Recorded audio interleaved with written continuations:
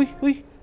Alam niyo, napanood ko ulit yung MOA signing between Manila Mayor Isko Moreno and DOL officials kay Secretary Bello.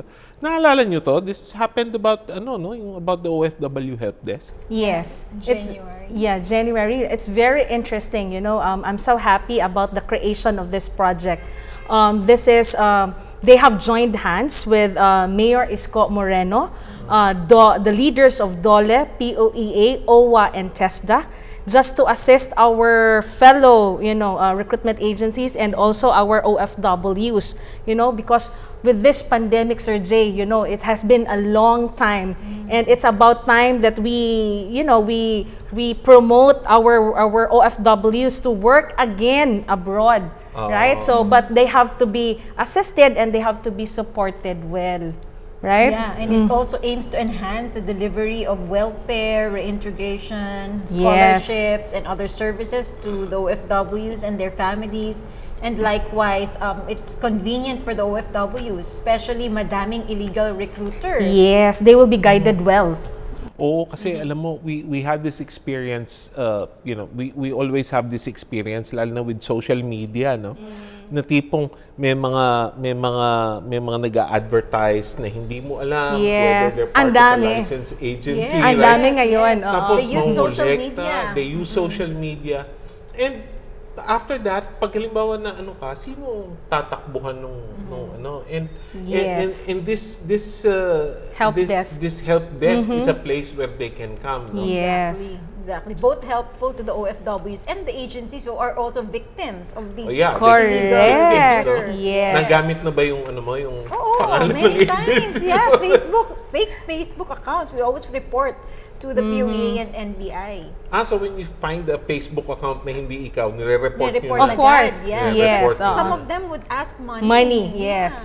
Which is, yun yung so that's the sad part is the tipong, ang mga OFWs natin, ang mga workers natin, kaya nila gustong magtrabaho sa labas is to be able to support their families. And it's really a sad fact na sometimes they are being taken advantage of. And this help desk, parang merong matatakbuhan. Yes. It's interesting that this help desk actually is a partnership between the government, between DOL, POEA, OWA, and TESDA.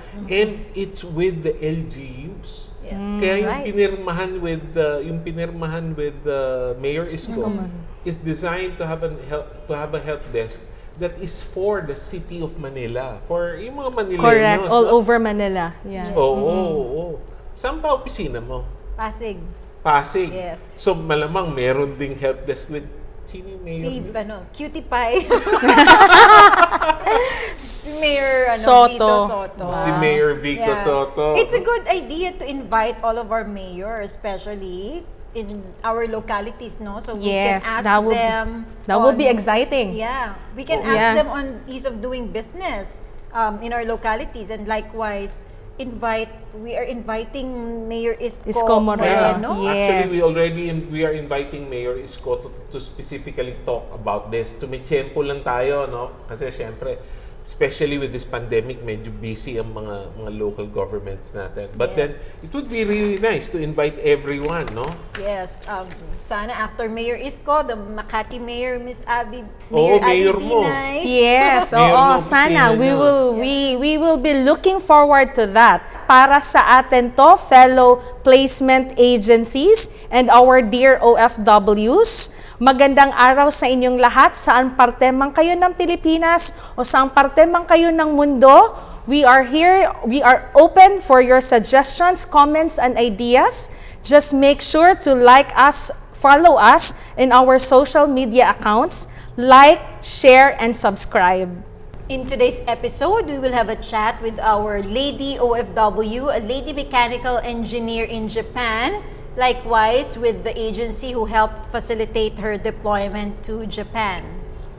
All that and more when we come back. Kami po ang inyong kaisa, Kapartner, at kapasay, at ito po ang Dayo Buhay OFW. Okay, welcome back po dito sa ating program na Dayo Buhay OFW.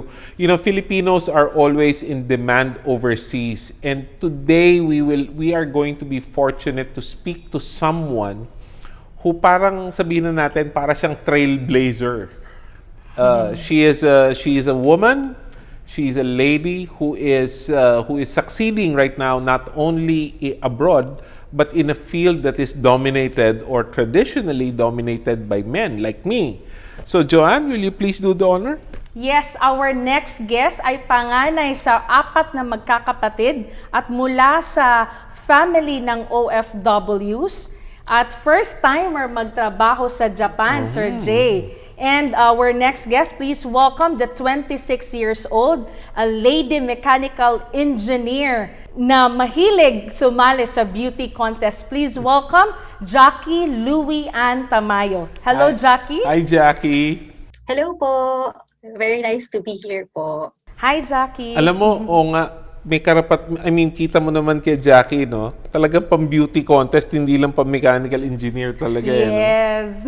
Jackie, how did you, it's your first time to go abroad. It's your first time to go to Japan and work. How did you prepare for your, can you talk to us about your preparation prior to going to Japan? Yes po. First of all po is I had to prepare myself. Opo, kailangan po is yung lakas ng loob natin. Kailangan po is kasama po yan. Siyempre, we have to be prepared to be away from our family, to be independent overseas. And then, dito po sa Japan, I also took Nihongo classes po in the Philippines. Ayan po. So, I studied Nihongo for 11 months po. And then, of course, I also had, of course, with the help of HRD, we also had a lot of preparations, ongoing orientations, presentations, explanations about kung ano po yung offer and ano po yung benefits na makukuha rin po namin working in Japan. What was the most difficult part of your preparation? Well, for me po, since first-timer po tayo, pinakamahirap po is, of course, yung preparation po na malayo sa family. Yes po, Siyempre po tayo pong mga Pinoy, very family-oriented po tayo. So, ayun po, kailangan ko po ma-overcome yung fear na wala po dyan yung family ko and I have to be independent po. And then I also have a lot of adjustments to do pagdating nga po dito. Siyempre, we're not just talking about working with fellow Filipinos, we'll be working with Japanese people and all other nationals po. Yes, since you mentioned that you are first-timer, so this will be the first Christmas and New Year that you won't be spending with your family. How do you feel about that?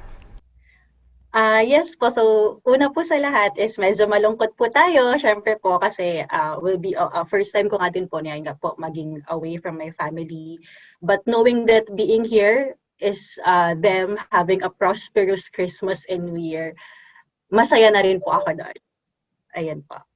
You mentioned during your answer about your adjustment, can you talk to us about what were the significant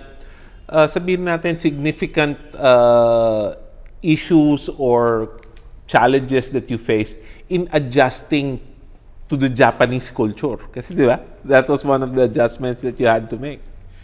Yes po. The Japanese are very serious po when it comes to the workplace. So, yun po yung isa po sa pinakamalaking challenge. And of course, the etiquette po is different from the Filipino workplace, from the Japanese workplace po. And also po, kahit po nag-aral po ako ng Nihongo before, so syempre iba pa rin po yung pag nandito ka na and everyday you just talagang Nihongo na lang po talaga all the way. So ayun po, din po is another challenge din po. Pero it's a very good opportunity po to to hone the skills that we learned from the Philippines. Ayun po. And ayun nga po, you have to be independent because dito po talaga is you have to know how to depend on yourself. Kung ano man po mangyari sa'yo, you just have yourself here. Ayun po. So ayun po siguro yung pinaka-challenge po, adjusting to a new environment, to a new country. Did you have any difficulty? I mean, you're an engineer, right? So it is not very common, or while it is becoming very common, but it's not a normal, sabihin natin, being a woman and an engineer, and being a woman engineer in Japan. Did you have any adjustments that you had to make in that light? Yes po, kahit naman po dito sa Japan is the engineering field is also dominated by men. Pero since po from the Philippines naman po, since my college days po, my classmates are mostly men din po. So medyo nasanay na rin po tayo how to interact with men. So dito naman po is very minimal po yung adjustments. The Japanese are very very respectful people, especially when it comes to the opposite sex po, when it's pag po interaction ng men to women, they're very respectful po. So, yun po, very little adjustments na lang po yung kailangan. Because she's very tough, a Yeah, lady engineer, so she's very tough. Yeah, so Jackie, what made you decide to work abroad? You see, enduring those homesickness and being away to the family, and what are the perks of working abroad? Yes po. So, ako po kasi, bata pa lang po ako is, pangarap ko na po mag-abroad since I came from a family of OFWs. My mom also was an OFW before po. Sa Europe naman po siya. So, I always thought that I'm gonna work abroad. Ayun po. Pero siguro po nung time na yon is hindi ko pa po alam kung saan. And then, nung nag-take po ako ng engineering nung college, I have this mindset that when you think of technology, when you think of Japan, that's technology. That's where the high technology is. So I believe na ang dami po doong opportunities for young engineers like me na gusto pong mag-explore po sa technology field. And then, pero yun nga po, kasama na rin po from your question na nga po, yung homesickness, being away from family, yun po yung mga bagay na kailangan po namin i-prepare yung sarili po namin. Lalong-lalo na po na we just have to accept that there are a lot of events, mga birthday, Pasko, bagong taon, na hindi po namin makakasama yung family. But then the perks po is, syempre po, I'm able to support my family financially, yun po yung number one. And then others po would be the chance to explore a new country, opo, ganyan. And then to explore na rin po yourself, to develop yourself, to know yourself more. Ayun po. It's interesting to note na parang talagang technology, Japan. So parang nakaset ka, Japan ang gusto mo, no? Yes. So, Yes po. now, have there been any adjustments in your workplace dito sa pandemic na to, especially when the pandemic happened? Have there been any adjustments in your workplace? Yes po. Right now po, we sa company po namin, we have this work from home scheme po na every week 2 days you go to the office and then 3 days you work from home. And then when you go to the office po, 50% lang po dapat ng personnel yung present on that day. And then we also practice po the social distancing din po sa office. Were there any benefits that you were entitled to during this pandemic? We received the subsidy from the Japanese government last May. That's the Japanese the coronavirus stimulus po yung tawag nila, and we received a total of 100,000 yen from the government po. Yan, entitled din po ang foreign workers to that benefit po. 10 lapad. 10 lapad yun, di ba? Tama ba? Yes. Opo. Yun yung bilangan na. Ichimayan. Yes po. Lucky you. Well, that's how Japan takes care. Kumbaga, it's one of the benefits of working in Japan. Yes. How did you come across HRD, and what kind of assistance or what was your experience with your deploying agency HRD, no? Yes po, I came across HRD po through a job site, and then dahil po nung time na yon is sabi ko lang po, sige, pasa lang tayo ng pasa ng resume, libre naman. So I applied po. Tapos ang ganda po ng offer ng HRD based po doon sa qualifications and then benefits po na nakalagay nga din po sa site. So I tried to apply. And then HRD assisted us from the very start until our deployment, and even after the deployment. So una po sa lahat is pag nagpasa ka ng resume mo, hired ka or hindi, you are invited to the orientation po para po alam namin kung ano po yung pinapasok namin. So HRD conducted an orientation regarding nga po dito sa job offer sa Japan. And no less than the HRD president herself, Miss Nora Braganza, did the presentation. And then after po nun, we also had the question and answer portion para po lahat po ng mga misunderstanding, lahat po ng concerns, lahat po ng questions is na-address po agad. And then also HRD po has a set of professionals na tinulungan po kami sa lahat po ng documentations. We just have to give the documents, to pass the documents, and then they took care of everything po. From our visas to our tickets and all, ganyan po. Sila na po yung nag-handle noon. And then, yes po. And then even after yung na-deploy na po kami dito sa Japan, we still keep in touch po na sinasabi po nila na kung ano man po yung concern po na meron kami, ganyan. We can still talk to them po even after deployment. Kahit nandito na po kami, we can still reach out to HRD po. So, before we let you go, we would like to call the president of HRD na you mentioned during, so we would like to call Miss Nora Braganza with us para makapag-interact naman kayo. Welcome, Miss Nora. Kamusta po kayo? Hi, Jackie-san. Konnichiwa. Nice to see you virtually. Yes, you too, ma'am. Nagkita din sila. Nagkita sila dahil dito sa show natin. Yes, oo. Jackie, may message ka ba kay Miss Nora Braganza in behalf of the OFWs whom they have deployed? Yes po. Ako po, I had a lot of batchmates din po na kasama po dito, kasabay ko pong umalis. And lahat po kami, wala pong nagsisi na we applied through HRD, and then everyone is very happy and very contented po with what we have here. So thank you po, Ms. Nora Braganza. Ayun po. Thank you po talaga. Ayun po.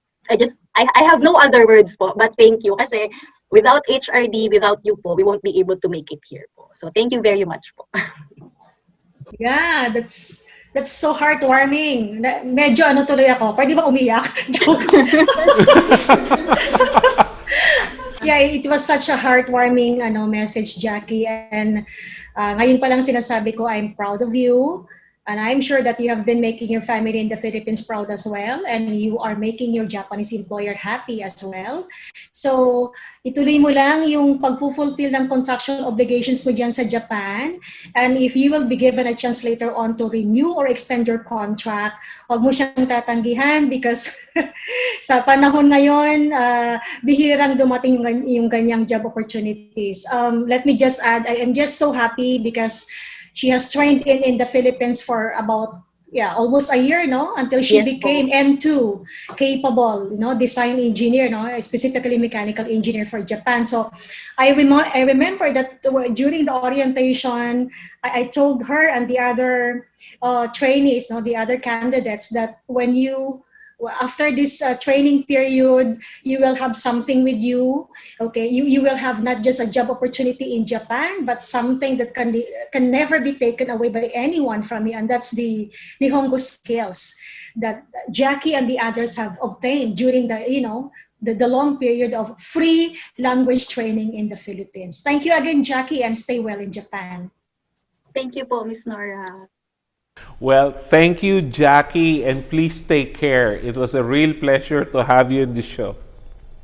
Thank you po. The pleasure is all mine. Thank you po. So we'll take a quick break. When we come back, we will continue our discussion with the President of HRD, Ms. Nora Braganza. Huwag po kayong alis. Babalik po kami.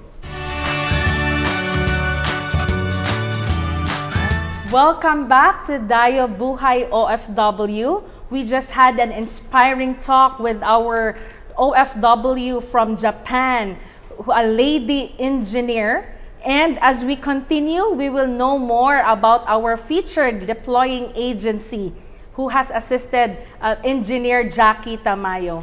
Yeah, so let's welcome back to the show the General Manager and President of HRD Employment Consultants and Multi-Services Incorporated, President Nora Braganza.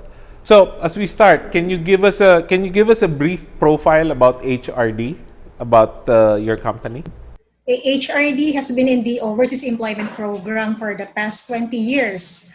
Uh, 20 years and 4 months to be exact. So, 20. so for the first few years of our operation, HRD is deploying employment-based immigrant nurses to various parts of the USA. We also supplied healthcare workers and other household service workers to parts of Asia like Hong Kong and Taiwan. And as early as 2007, we started sending IT engineers to Japan. And then we specialized in supplying different types of Japanese contractors in various overseas job sites, okay, for various construction projects, both horizontal and vertical projects. All right, Miss Nora, can you also share to us your best practice or the best reasons why you are preferred by your deployed candidates? Okay, there are hundreds of recruitment agencies in the Philippines, but I think we have different mission statements and best practices. In the case of HRD, we are guided by this business credo of making recruitment right the first time and all the time. So for our applicants, we always implement the full disclosure policy in the office. We see to it that we recognize and respect the job applicants or the workers' right to information. And that's why at the earliest part of their application process, they are given proper orientation, as a basis for their decision making, whether to pursue with their application overseas or not.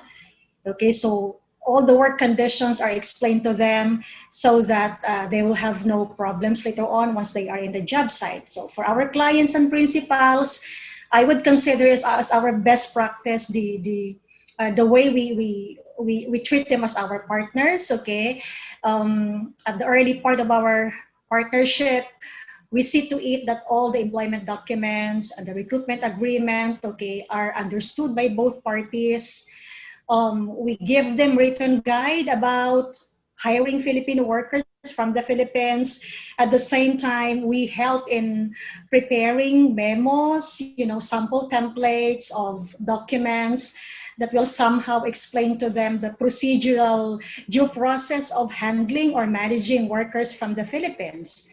So it's a way of letting them know that we are partners, not just in recruiting people from the Philippines, but also of taking care of the well-being of the workers that we are deploying.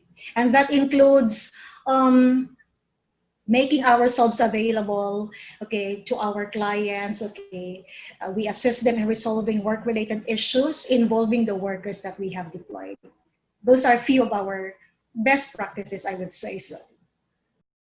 So you basically hang on to that, live up to that name of being a consultant, kasi you are not only treating your employees or your candidates as partners, but you're also treating your clients the same way. So you're not just assisting the workers, but you're also assisting the clients, no? Ma'am, kamusta naman po with the pandemic? How are you coping? How's your agency coping up, and how are your people coping up during this time? I think that's a sad but very realistic question, Jay, because the impact of the COVID situation to HRD has been unpleasantly huge, I would say. We have not deployed OFWs for the past 7 months now, and basically because of the entry restrictions that were imposed by the destination countries where we deploy our workers, like New Zealand, Japan, parts of the Middle East, Asia, and Africa. Okay, so that resulted to us reducing the work hours in the office. 50% of our employees are working from home under flexible working time, reduced working time. And however, I can say that we see a glimpse of hope because Japan, for example, has started re-accepting or allowing the entrance of more foreign workers, Filipinos included this time. So few weeks or few months from now, we are hoping to start deploying again different types of workers to Japan. Same case with New Zealand. It has closed its border to foreign workers for many months, except for essential skills like medical professionals, IT professionals, and some skilled workers. So there's a glimpse of hope, and I think there is always light at the end of the tunnel. Yes, Miss Nora. So how long have you been a PASEI member, and what are the benefits that you are enjoying as a member? Okay. HRD has been in the Overseas Employment Program for the past 20 years. So meaning, we were a member of PASEI since 2000 also. So more than 20 years na rin, no? Benefits. PASEI, I think, I believe is as a leader in the overseas placement industry, cannot be discounted, no? So it has served its purpose, I think, in playing the role as a professional voice of the private sector when it comes to dealing with the government authorities, with the lawmakers, and of course in trying to develop new markets or possible destination countries for our Filipino workers. I like how PASEI is professionally working with the other manpower industry associations, in making things right for the industry. Now, alam natin, after talking about PASEI, we also know that you are being the president, and not only the president and general manager of HRD, but you are also the president of the Japan Employment Providers of the Philippines and Consultants Association, which is JEPCA, no? So maybe, what is JEPCA's advocacy, and maybe you can talk about, one of your pioneers, the BMW. Alam ko, mahilig ka sa kotse, kaya naging BMW yun. Pero, we would like to hear about the advocacies of JEPCA, where you are also a pioneer. Yeah, okay. JEPCA was formed in 2015, and not only to help address the labor shortage in Japan, but also to work with our government in the campaign against illegal recruitment and human trafficking. We provide safe migration pointers and tips to aspiring OFWs or to various job seekers, especially when we go out of the province, because provincial applicants are normally or usually the victims of irregular migration or illegal recruitment activities. So we work with other manpower organizations as well in professionalizing the sector, in representing the private sector when dealing with government entities, including the POEA. And it is because JEPCA as an association, has members, who are not only deploying to Japan, but to other workstations overseas. Ms. Nora, one of the advocacies of JEPCA is a continuous learning, both for the OFWs and for your members. So you have this program called the BMW. Can you discuss about that as well? Yeah. BMW, or Basic Must Know Winnable Learning Guide. It's actually created as a learning program for the stakeholders of the industry. So we have a BMW guide for job seekers or aspiring OFWs. We guide them about basic but very, very important safe migration tips, the do's and don'ts of overseas employment, and other activities for them to be safe from becoming victims of illegal recruitment. So we have another BMW learning program for recruitment agencies, and that's when we remind our colleagues in the industry, fellow recruitment agencies, about POA rules and regulations and other overseas employment reminders. And we also have BMW guide for foreign clients, especially those who are, hiring Filipinos for the very first time.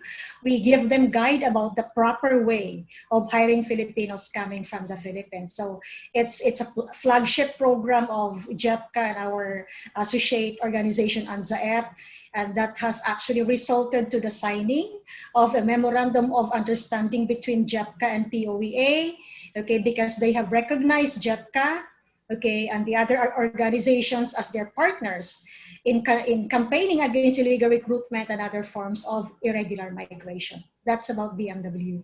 Yes, Ms. Nora, can you also explain to us the job opportunities even during this pandemic? since Japan has reopened its door for many foreign workers, including the Filipinos, I'd like to promote the current job opportunities that they have at this time. We have a Japanese counterpart who is continuously hiring different types of design engineers, electrical engineers, mechanical engineers, ECE, and software engineers, okay? We do have needs for care workers bound for Japan under the SSW and the Technical Internship Training Program, and a few skilled workers for the manpower requirements of our Japanese contractors in different job sites overseas. Of course, construction workers for our clients in New Zealand. So that's good to know. Even during this pandemic, meron pa ring mga opportunities for Filipinos, no? Thank you so much, Ms. Nora. So any message for our aspiring and current OFWs? Paulit-ulit ko tong sinasabi sa kahit na saan interviews or platform para sa mga job seekers o sa mga aspiring OFWs. Please be very careful with job vacancies that you see or you read in social media, especially Facebook. Huwag po agad itong paniwalaan. At this time of pandemic, the creativity juices of illegal recruiters, of human traffickers, of online scammers have become stronger, so do not be a victim. Always go to the POEA website to check the list of licensed recruitment agencies with approved job orders, and it is important that you call directly the agency to check if the clients of those job orders are still actively hiring. Para naman sa mga OFWs that are still in the job site, continue to fulfill your contractual obligations with your employers. If you are given the chance to renew or extend your employment contract, please grab that opportunity, because you know so well that at this time, the job opportunities overseas, and here in the Philippines are not as many as before. So, huwag masyadong pihikan ang peg. Okay? So, for those who are wanting to return to the Philippines for vacation, I have this to say. At this time of pandemic, it's impractical to take your vacation in the Philippines. So, just stay there, keep well and stay safe. Let me just add. Yeah, the reason why I said that, because when they take their vacation in the Philippines, the first 2 weeks of their coming home will just be spent, complying with quarantine and health prevention measures, and that's why it's better for them to just stay there, saka lang sila magbakasyon. All right, thank you so much. Very well said. Kasi naman, biro mong babakasyon ka, 2 weeks ka magko-comply, tapos pagbalik mo ron, another 2 weeks ka magko-comply uli. So parang it's already a month, no? Yes. And Ms. Nora has been very active in the industry, and as well as a PASEI member, very active. Thank you so much, Ms. Nora, for your time and for sharing your insights and for sharing your best practices in your company. Maraming salamat po again, Madam President. Thank you for joining us and sharing your insights. Huwag po kayong aalis. Babalik po kami makalipas ang ilang saglit.